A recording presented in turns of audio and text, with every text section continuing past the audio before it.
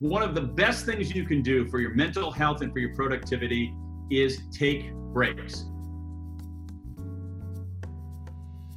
My name is Daniel Pink. I'm the author of When, The Scientific Secrets of Perfect Timing, and other fine books.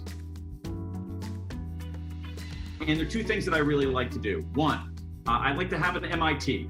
So figure out your most important task. Write that down. Do that before you do anything else. Two, make sure that you schedule breaks. Schedule 2 breaks every afternoon. Breaks are a way to restore your energy and attention when you're spending so much time on your computer. Best breaks are social rather than solo. So within the boundaries of social distancing, go out on a break with somebody else. Breaks that are outside are more restorative than breaks that are inside. Breaks where we're moving are better than breaks when we're stationary. And also breaks where we're fully detached, we're not on our phones, are more restorative than breaks when we're semi-detached. So take a 10-minute walk outside every afternoon with someone you like, talking about something other than work, leaving your phone behind. And it's one of the best things you can do for your work and your life. One of the biggest mistakes that people make with their time is that they think all times of day are created equal. That is wrong. What we know from a pile of research is that our brain power changes over the course of a day.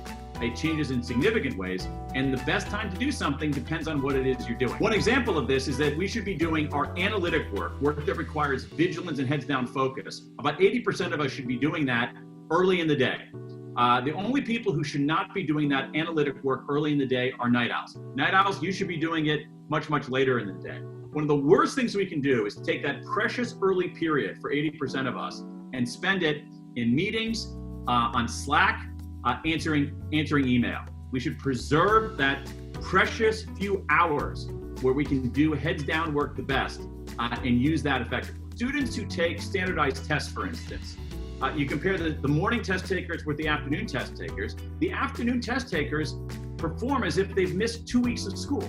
And so, you know, I used to think that the time of day didn't matter all that much. I was wrong. It matters, and it matters a lot. One big thing to take away is the importance of midpoints.